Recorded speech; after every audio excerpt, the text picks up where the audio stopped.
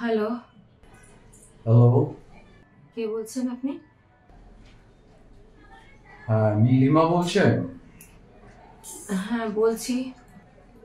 হ্যাঁ, অ্যাকচুয়ালি আমার এক বন্ধুর কাছ থেকে আমি আপনার নাম্বারটা পেয়েছি। ওকে। হ্যাঁ, একটু দরকার ছিল অ্যাকচুয়ালি আপনার সাথে।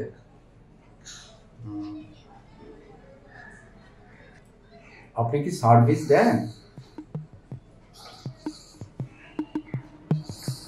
আপনি একটা কাজ করুন, আপনার অ্যাড্রেসটা আপনি হোয়াটসঅ্যাপ করে দিন আমায়। ওকে ওকে, তো আমি হোয়াটসঅ্যাপে আমার অ্যাড্রেসটা আপনাকে সেন্ড করে দিচ্ছি। হ্যাঁ, আমি ঠিক টাইম মতো চলে যাব। ওকে।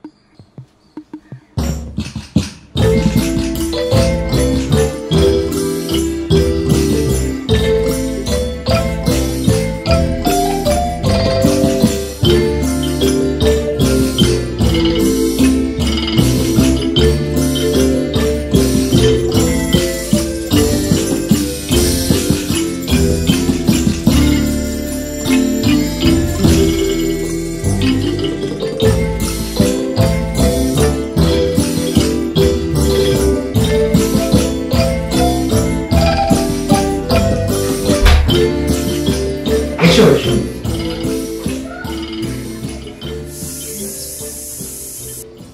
এসো এসো। এসো এসো।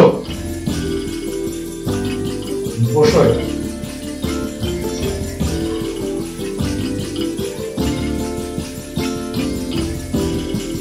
কি নেবেন মিস? ওয়াচ? না, ঠিক তা নয়। আসলে না, আমার হাতে টাইম কম। আমি একটু তাড়াতাড়ি বেরোতে হবে। তো যে কাজে এসেছি সেটাই শুরু করলে ভালো হয় আমার।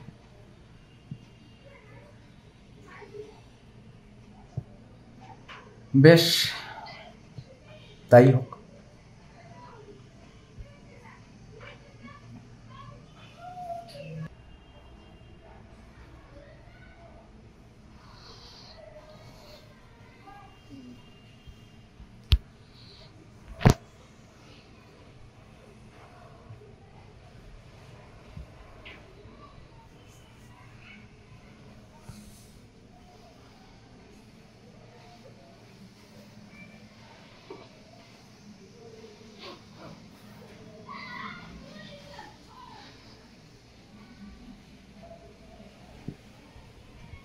আচ্ছা, তোমার একটা কথা জিজ্ঞাসা করবো?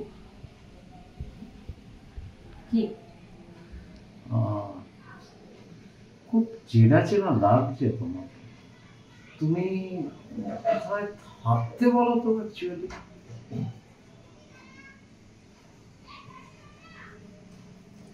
আমি তো এখানেই থাকি, অনেক বছর আমি এখানেই আছি।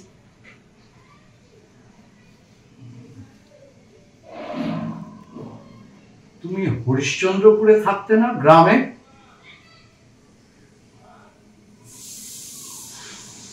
হ্যাঁ থাকতাম, সে তো অনেকদিন আগের কথা। কিন্তু আপনি কি করে জানেন?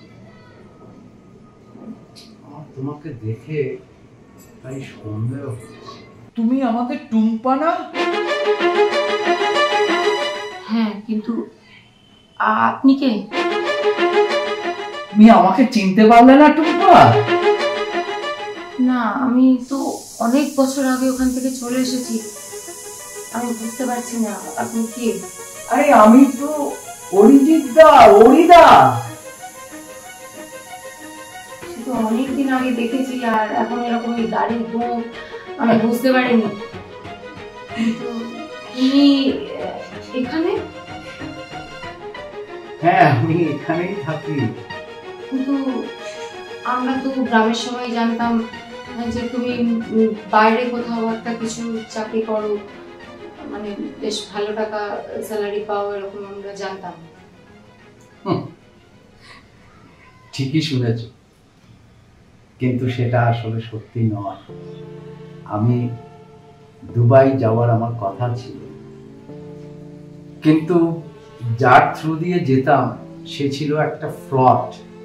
সে সব টাকা পয়সা নিয়ে আমার পাসপোর্ট ভিসা সব নিয়ে নিয়েছে, যার ফলে সেসব স্বপ্নই থেকে গেছে টুম্পা। আমি এখন কলকাতায় একটা কোম্পানিতে মার্কেটিং এ আছি।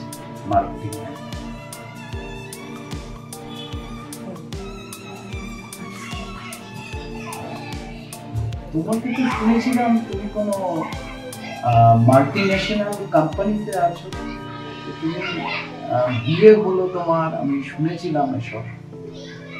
তারপরে কি হলো হঠাৎ তুমি এই প্রফেশনে? হ্যাঁ, বিয়ে তো হয়েই ছিল, কিন্তু ওই আমার ভাগ্য কয়েক বছর যেতে না যেতেই আমার হাজবেন্ডের ক্যান্সার। অসুস্থ মানুষ, সে তো কোনো কাজও করতে পারতো না। আর মাল্টিন্যাশনাল কোম্পানিতে আমি কোনোদিনই ছিলাম না, তা জানি না তুমি কিভাবে শুনেছো।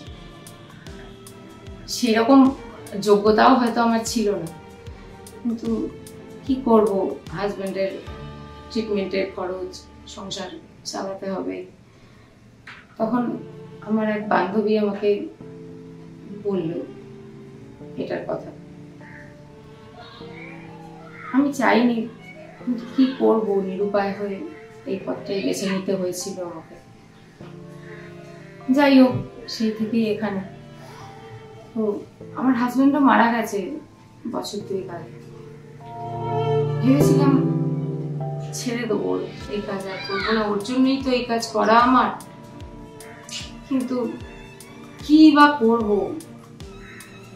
অন্য কিছু যে করব এই বয়সে এসে সেই সুযোগও তো আর নেই। সেই জন্য আর অন্য কিছু করা হলো না। আসলে কি জানো টুম্পা,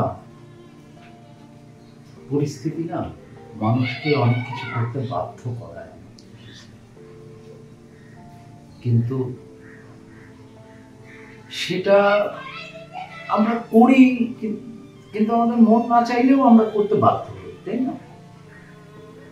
তার জন্য তো আর সেই মানুষটা কিন্তু আগের মতনই থেকে যায়, তার মনটা আগের মতনই থেকে যায়। এই যে দেখো, আমি কোথায় দুবাইতে যেতাম, আজকে কোথায় একটা প্রাইভেট অর্গানাইজেশনে আছি, মার্কেটিং ম্যানেজারিয়াল ব্যাংকে। আর নিজেরও কিছু হলো না জীবনে, সুতরাং এই আমার এক বন্ধু বলল যে তোর তো সারা জীবনটাই এরকম, তো একটু এনজয় কর।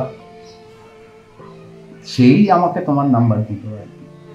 যাই হোক, অ্যাক্সিডেন্টালি আমাদের মধ্যে দেখা হয়ে গেল। তো তুমি বিয়ে থা করো কিছু? না, অ্যাকচুয়ালি কি জানো টুম্পা, তুমিও তখন ছোট ছিলে, আমিও ছোট, কিন্তু তোমাকে আমার ভীষণ ভালো লাগতো তখন থেকে। যাই হোক, তো যার স্থান একবার মনে দিয়েছি সেই স্থানে তো অন্য কাউকে আনতে পারি না, তাই আর বিয়ে থাকবে। তবে তোমার এই অবস্থা দেখে আমার সত্যি মনে খুব আঘাত পেলাম। তুমি যদি চাও আমরা কিন্তু আবার সেই ছেলেবেলার 20-25 বছর আগের জীবনে কিছু ফিরে যেতে পারি। তুমিও তো আমিও। Decision is in your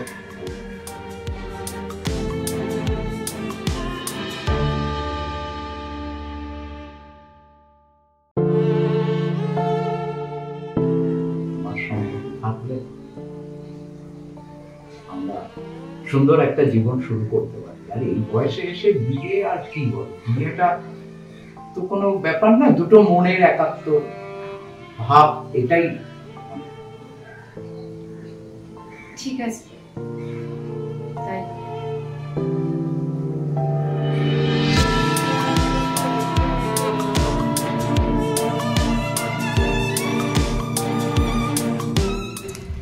সত্যি আমার এই ভাঙাচোরা জীবনটায় যে আবার নতুন করে কোনোদিন গড়ে তুলতে পারবো আমি সত্যি কোনোদিন ভাবিনি।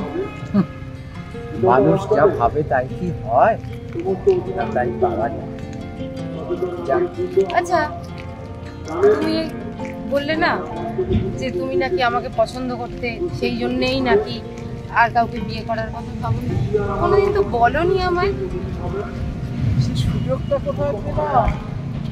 যখন ভাবলাম যে বলবো, তারপরে শুনলাম তো বিয়ে ঠিক হয়ে গেছে, আর আমি তো বাইরে চলে এসেছি। যেটা হবার সেটা হবে।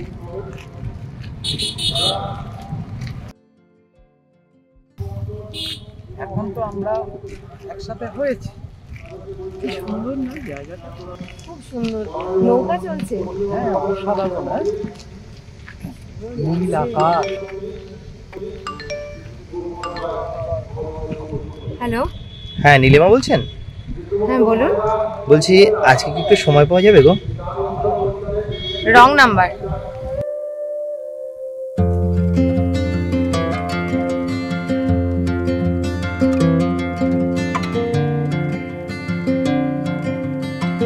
অনেকেই প্রথম ভালোবাসা হতে চায়, কিন্তু আমি তোমার প্রথম না, শেষ ভালোবাসা হয়েই থাকতে চাই। যদি সঙ্গে থাকো এক পৃথিবী গল্প লিখবো, কথা দিলাম।